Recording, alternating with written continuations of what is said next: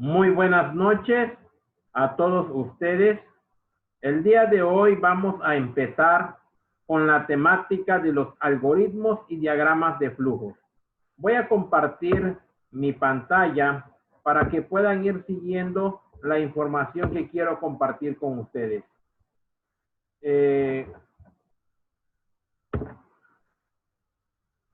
Como bien les mencioné hace un momento, vamos a trabajar con los algoritmos y diagramas de flujo. La primera parte que vamos a tocar y muy importante dentro de la programación son los algoritmos. ¿Qué son los algoritmos?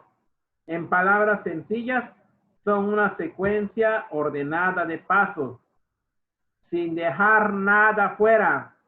En otras palabras, sin ambigüedades. Estos pasos nos van a conducir a la solución de un problema que nosotros queramos resolver. Este algoritmo va a ser expresado en un lenguaje natural. Hagan de cuenta en la forma en que nos expresamos nosotros hoy en día, como lo es en el uso del castellano. Por concepto, el algoritmo es una secuencia ordenada de pasos que me permiten solucionar un problema dado. Y hasta ahí estoy definiendo qué es un algoritmo. ¿Cuáles son las características que debo de tomar en cuenta al momento en que yo como persona quiero hacer uso de esta herramienta o de este concepto denominado algoritmo? En primer lugar, el algoritmo debe ser definido. ¿Qué quiero decir? Que este tipo de propuesta que nosotros hagamos, este algoritmo que nosotros desarrollemos, siempre nos va a dar el mismo resultado, siempre y cuando podemos utilizar los mismos tipos de datos. Va a decir, si el algoritmo se realiza varias veces y yo le proporciono la misma información, estos deben de obtener los mismos resultados. Con esto yo voy a estar demostrando que mi algoritmo está bien definido, tiene esa característica. ¿Por qué? Porque me arroja los mismos resultados 1, 2, 3 veces. En el caso que yo quiero hacer una suma, quiero sumar un número y otro número, y el proceso de suma siempre me va a dar el resultado, el mismo resultado, siempre y cuando yo proporcione los mismos números. Si yo proporciono 2 más 2 en una primera suma, ¿cuánto me va a dar? 4. Si yo vuelvo a proporcionar en un segundo intento 2 más 2, me va a dar 4. Pero si yo ya doy, en un tercer intento, doy el número 5 más el número 7, ¿cuánto me va a dar? 12, ¿verdad? Entonces, en ese aspecto va a estar definido. El proceso va a ser el mismo y me va a poder dar el mismo tipo de resultados, siempre y cuando yo mantenga el mismo tipo de información. Otra característica es que debe ser preciso. En este aspecto nos menciona que deben de utilizarse o seguirse los pasos uno a uno. Estos pasos se van dando en un orden. Este aspecto del algoritmo tiene que ser sumamente claro, puntual. En el algoritmo, mis amigos, no puede haber algún error, ¿sí? Porque si hay algún error, inmediatamente el algoritmo no va a cumplir con el objetivo de solucionar la problemática. Y algo muy importante, el algoritmo debe de tener un cumplimiento de un ciclo. O sea, se realiza única y exclusivamente para la actividad para la cual fue diseñado. Y en ese momento, ustedes van a poder estar realizando directamente esas actividades. En el aspecto de que yo menciono que el algoritmo debe ser claro, puntual y que no debe contener error, me va a poder dar un resultado eficiente y eficaz para el desarrollo y solución de mi problemática. Y la última característica se refiere a que debe ser finito. Finito quiere decir que tiene un inicio y tiene un final. No hay o no existe un algoritmo que no tenga un final. Todo algoritmo tiene un inicio y tiene un final. En algún momento debe de terminar este algoritmo y debe de tener un número finito de pasos. O sea que se van a desarrollar con ciertos aspectos que vamos a estar estudiando. Por ahí vamos a hablar más adelante en algunas temáticas acerca de los tipos de estructuras que vamos a poder utilizar para resolver ciertas funcionalidades que nos permiten desarrollar a través de los diferentes algoritmos. Por ahí podemos hablar de, por mencionar, la estructura secuencial, la estructura para las decisiones, la estructura para las iteraciones o los ciclos que comúnmente conocemos. Son estructuras selectivas, secuencial, selectiva y iterativa. Esos tres aspectos de las estructuras nos van a permitir a nosotros tener una mayor claridad de la forma en la cual nosotros vamos a poder implementar estos algoritmos, estas posibles soluciones. Y que ya mencionamos que un algoritmo es una secuencia de pasos, ¿sí? Unos pasos que van a estar definidos, que van a ser precisos, que van a llevar un orden y que también van a tener un ciclo de vida. Van a comenzar y van a terminar en un momento dado. Hasta ahí yo les estoy mencionando única y exclusivamente la conceptualización de un algoritmo, que es una secuencia de pasos para que nos permiten resolver una problemática específica. Y sus características que debe ser definido, preciso, finito, claro, que me permita a mí desarrollar todo lo que yo quiero plantear. En el aspecto de los tipos de algoritmos, hay algoritmos numéricos, no numéricos, gráficos, no gráficos. Nosotros vamos a trabajar con los tres tipos en algún momento. Numéricos, los algoritmos numéricos se refieren cuando tenemos que usar única y exclusivamente números y tenemos que dar soluciones a los problemas que hacen uso de estas características. Y los gráficos, pues también más adelante voy a explicarles acerca de esos algoritmos que hoy en día conocemos como diagramas de flujos, porque a través de esa simbología nosotros vamos a estar dando solución a una problemática. Y los no gráficos son los que se hacen a través del texto. Hoy en día los conocemos como pseudocódigos.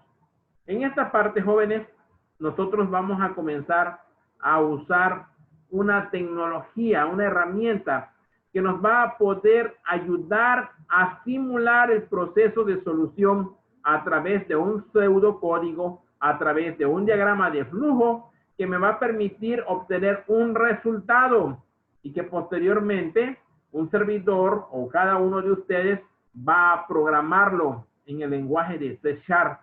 Por este momento no nos preocupemos por programar. Vamos a preocuparnos por entender la lógica de cómo yo puedo resolver cierta problemática utilizando a los algoritmos y diagramas de flujos en la solución de mi problemática. Para ello, los algoritmos hacen uso de símbolos y de operadores. Comúnmente, nosotros dentro del área de estudio en que nos desenvolvemos, utilizamos los operadores aritméticos para realizar suma, resta, alguna negación, multiplicación, división, porcentaje, raíz cuadrada, exponenciación. Posiblemente en algún momento hemos realizado algunas de estas operaciones.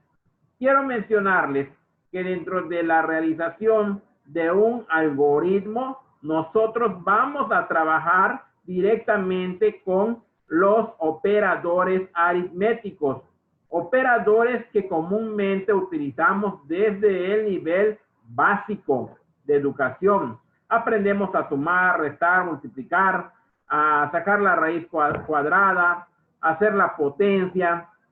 En el caso de la informática o de la programación, dentro de los operadores aritméticos encontramos que el signo igual se toma como una asignación Cuando comencemos a ver el concepto de variables, vamos a ver cómo vamos a asignar ciertos valores a ciertos tipos de variables. Por eso vamos a ir cambiando un poquito la percepción, porque vamos a decir, darle un valor de asignación a este operador aritmético que vamos a estar utilizando.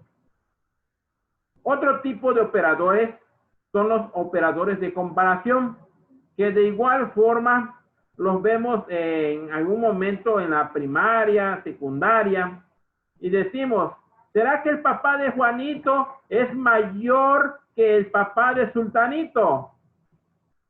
¿O el papá de Julanito gana igual que Federico? Eso estamos comparando. Y esos símbolos los utilizamos aquí.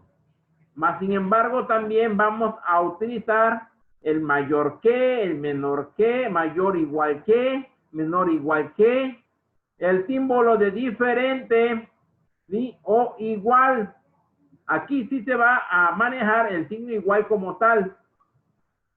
Josué Suárez es igual a Jorge Alberto Pérez y vamos a hacer una comparativa de igualdad. Lo mismo con cada uno de los operadores. Por ahí en la pantalla ustedes tienen la oportunidad de observar alguna clasificación de estos tipos de operadores donde se presenta el símbolo, el nombre del operador, algún ejemplo de alguna situación que se pueda presentar y que queramos comparar y un resultado. Porque de toda actividad, de todo proceso que nosotros realizamos, debemos de obtener un resultado. Y esa es la finalidad que vamos a estar realizando para poder obtener resultados, ¿sí? Y optimizar nuestros tiempos y nuestros resultados. Otros operadores son los operadores lógicos. En la pantalla ustedes observan algunos diagramitas bajo los cuales operan estos tipos de, valga la redundancia, de operadores. ¿Sí? ¿Cómo funcionan estos operadores? ¿Cómo se representan dentro del área tecnológica o electrónica que posiblemente ustedes más adelante van a implementar? Hoy en día solamente les estoy mencionando. ¿Saben qué, jóvenes? Estos operadores lógicos existen. ¿Saben qué, jóvenes? Estos operadores lógicos son utilizados dentro de los algoritmos y estos operadores lógicos también nos van a servir para desarrollar posteriormente nuestros programas que vamos a implementarlos a través de un lenguaje de programación X. Entonces sí tiene importancia, ¿verdad? Que yo como estudiante aprenda y conozca acerca de estos operadores. Hoy les voy a mencionar el operador lógico AND, que significa y. El operador OR, que significa o. Y el operador NOT, que significa negación. NOT significa negación. Cada uno de ellos tiene sus propias características. Por el tipo de información que vamos a estar trabajando dentro de los algoritmos, hoy no voy a explicar la funcionalidad o colocar algún ejemplo de cada uno de estos tipos de operadores en sus diferentes desarrollos. Más sin embargo, sí los damos a conocer. Y yo creo que más adelante, en el uso de los operadores, sean aritméticos, de comparación o lógicos, vamos a tener la oportunidad de ir practicando con ellos, de irlos conociendo.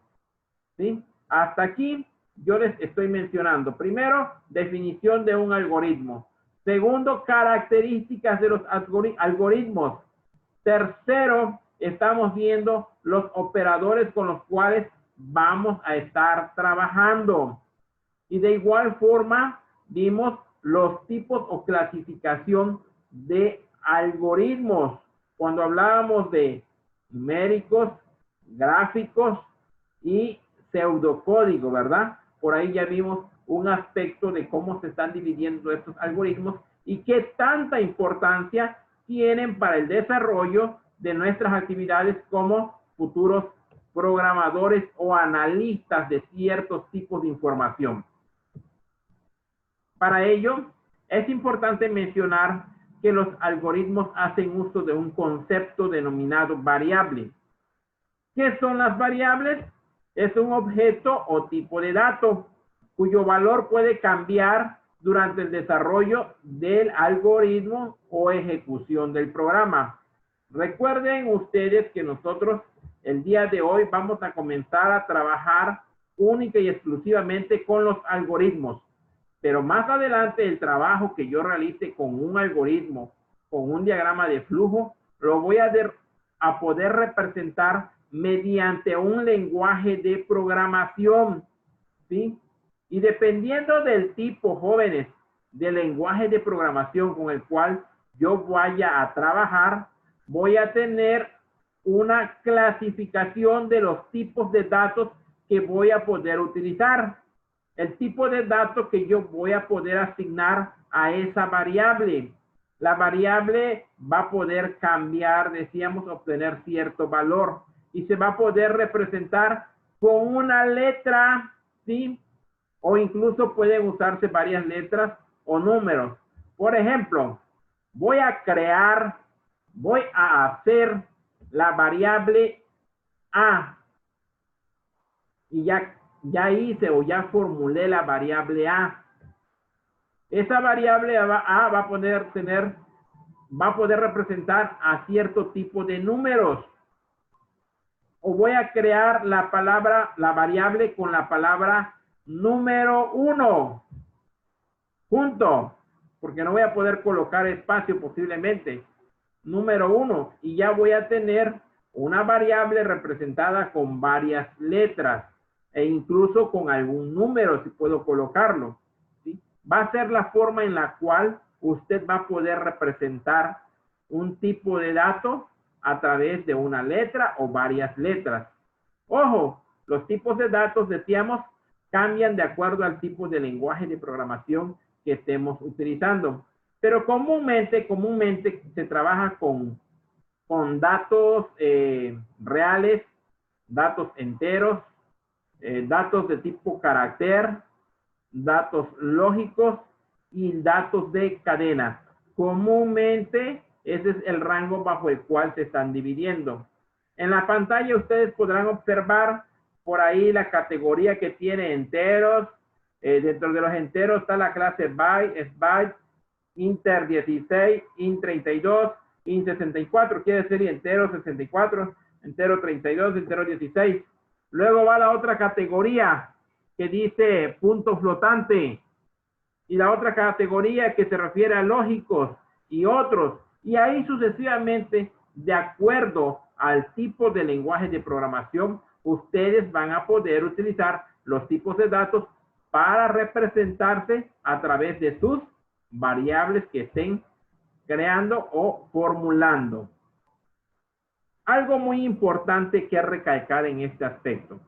Las variables no pueden ser representadas por símbolos ni por caracteres especiales, ni por palabras reservadas que se usen dentro del mismo lenguaje de programación. Porque su nombre lo dice, palabra reservada, única y exclusivamente para el uso del lenguaje de programación. Y no se puede usar para nada más. El mismo lenguaje te va a decir error, error, error, error, error, y no vas a poder continuar realizando tu trabajo. Por eso tenemos que tener en claro realmente qué es lo que nosotros vamos a poder utilizar. No vamos a usar palabras reservadas, no vamos a usar símbolos, ni vamos a usar caracteres especiales. En este caso podemos hablar de los operadores aritméticos, esos no los podemos utilizar. Los operadores de comparación tampoco. Los operadores lógicos tampoco.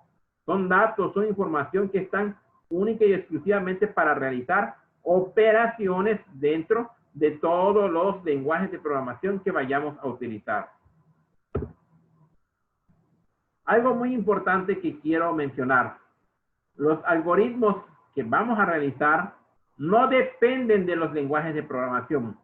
Los algoritmos son independientes de los lenguajes de programación. Por lo tanto, es incorrecto hacer uso de operadores o palabras claves propias de ellos, como ya se los mencionaba en algún momento. Es necesario dejarlo bien claro, que nosotros tengamos en cuenta que lo que nosotros hacemos a través de un algoritmo es solucionar una problemática. Como lo vayamos o se tenga que representar dentro de un lenguaje de programación, será otra actividad adicional que tenemos que realizar. El primer paso que tenemos que hacer es analizar y representar toda la información, todo el proceso que queremos a través de los diferentes algoritmos. Y eso es el proceso del trabajo que tenemos dentro de esta primera unidad de trabajo. ¿Por qué? Porque estamos trabajando conociendo el algoritmo, para qué me sirve, por qué estoy usando un algoritmo, en qué momento lo estoy implementando para solucionar esa problemática. Yo ya sé que con el algoritmo voy a tener la idea, van a ser pasos que me van a permitir solucionar una problemática. Hasta ahí, jóvenes, dejamos un tantito el tema del algoritmo como tal, los tres tipos de características que veíamos al inicio de los algoritmos. Analizamos que hay algoritmos numéricos, hay algoritmos gráficos y algoritmos no gráficos que se refieren a la parte pseudocódigos. La siguiente parte que vamos a estudiar es acerca de los diagramas de flujos. Y aquí es donde entra la representación gráfica de los algoritmos. En este aspecto, a través de esta representación gráfica, podemos resolver esta problemática. ¿Por qué? Porque estos gráficos, esos dibujos, nos van a permitir continuar verificando la metodología que se va a implementar para esa solución. Los símbolos que se implementan dentro de los diagramas de flujo están reconocidos por un estándar regulado por los norteamericanos que se conoce como el ANSI, ¿sí? Ellos permiten hoy en día estandarizar completamente el uso de estos símbolos. No quiere decir que yo no voy a poder usar cualquier símbolo para representar ciertas actividades dentro de mi algoritmo. No, no me los voy a inventar. Esos símbolos ya están definidos de qué forma nosotros vamos a poder utilizarlo. Solo que tenemos que tomar en cuenta algo, que los diagramas tienen tres aspectos muy importantes que realizar antes de construirse. En primer punto, tenemos que realizar un análisis. Conocer cuál es la problemática, ver lo necesario que nosotros vamos a tener que utilizar para resolver ese problema. Ahí es el primer punto. Si usted no ha analizado, si usted no ha verificado qué es lo que requiere para la solución del problema, pues no va a poder plantearse esa solución. Luego viene la parte de la construcción, en la cual nosotros vamos a poder organizar toda esa información de una manera gráfica. Y hay unas reglas por ahí que se utilizan. La que menciona que va a ser de arriba hacia abajo y la que va a ser de izquierda a derecha. Esas se representan con unas flechitas cuando nosotros estamos elaborando un diagrama de flujo. Cuando ustedes estén desarrollando su propio diagrama de flujo, esas flechitas van a dar el orden que nosotros vamos a seguir para poder solucionar o realizar cada una de las actividades o realizar cada uno de los procesos que se requiera para solucionar el problema. De arriba hacia abajo se conoce como top bottom y de izquierda a derecha como left right. Hasta aquí solamente estoy formando, solamente estoy utilizando símbolos, estoy dando una guía de cómo va a funcionar esa simbología, el flujo de esa información dentro del diagrama. Y la última parte es realizar prueba de escritorio. Jóvenes, realizar una prueba de escritorio a través de un papel, verificar 2, 3, 4, 5, 6, 7, 8, 9, 10, 100 veces que el resultado que se me está pidiendo obtener a través de un diagrama de flujo se realice adecuadamente es tedioso. Por eso les dije hace unos momentos que vamos a utilizar una herramienta que nos va a facilitar. No quiere decir que no vamos a aprender a realizar las actividades. Sí vamos a aprenderlas, a realizar cada una de esas actividades. Pero se nos va a facilitar usar una herramienta que, si voy a comparar de los 100 números, requiero que se me obtener todos los números primos del 1 al 100, no lo voy a ir haciendo manualmente el proceso, sino que el propio sistemita, la propia aplicación va a permitirme realizar esta actividad. Y por ahí vamos a estar trabajando con la prueba de escritorio. Entonces, los pasos que yo tengo que seguir para realizar un buen diagrama de flujo es realizar un análisis, es verificar la construcción y la organización de esa información adecuadamente y luego verificar que esa información haya sido la correcta para obtener los resultados que yo estoy esperando para solucionar mi problema. Los símbolos que les mencioné que están bajo el estándar ANSI son los siguientes. Voy a tomarme la libertad de señalarles con el puntero láser aquí este rectangulito que tiene los bordes redondos, significa que es la parte inicial o la parte final de mi algoritmo. Este que está cuadradito, rectangular, cuadrado, con los bordes cuadrados, significa que vamos a realizar un proceso. Vamos a estar realizando un proceso, una actividad o algo que se va a estar ejecutando dentro del propio algoritmo. Aquí es donde se realizan las fórmulas, donde se evalúan ciertas actividades.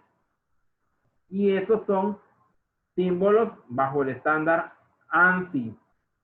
Posteriormente tengo este rombo, ¿sí? Este rombo me permite tomar decisiones y vamos a seguir el flujo a través de estas flechitas. Ellas indican la continuidad del proceso que se va a seguir. Y dice que es de arriba hacia abajo y de izquierda a derecha. En algunos casos, dependiendo de la estructura que estemos utilizando, posiblemente tengamos que usar otro tipo de flechas que indiquen otro flujo del programa. Más sin embargo, estos son los recomendados a la estructura general que se obtiene a través de la simbología ANSI. Tenemos nuevamente un rectángulo, pero ahora esquineadito, ¿sí? Con una puntita más corta y otra más larga. Este va a servir para representar cuando yo tengo alguna entrada de información o alguna salida, o cuando yo voy a ejecutar alguna variable que está entrando a la información para que yo pueda realizar el proceso. Y por último, voy a tener este otro símbolo que significa el momento en el que yo voy a imprimir un resultado. Estoy generando única y exclusivamente un dato que se va a realizar a través de un documento, ¿sí? Estos son los símbolos. Por ahí vamos a tener un conector de fin de página y un conector de flujo, dependiendo del tamaño de los algoritmos bajo los cuales nosotros estemos trabajando. Posiblemente en las clases, en las actividades que nosotros estemos realizando, no hagamos conectores de flujo ni conectores de fin de página, porque los algoritmos que mayormente se utilizan son cortos, son pequeños y no hay necesidad de usarlos. Pero los otros, creo que sí vamos a estarlos utilizando en su totalidad. Hasta aquí, jóvenes, vamos a dejar la información que estamos compartiendo de los diferentes temas de los tipos de algoritmos y diagramas de flujo. ¿Para qué me sirven? Para obtener una solución a mi problemática. Ojalá y esta información sirva para poder generar la competencia de desarrollos para soluciones de problemas a través del uso de la herramienta de algoritmos y diagramas de flujo. Les invito a suscribirse a mi canal, activen su campanita para que les lleguen las notificaciones y muchísimas gracias por escucharme.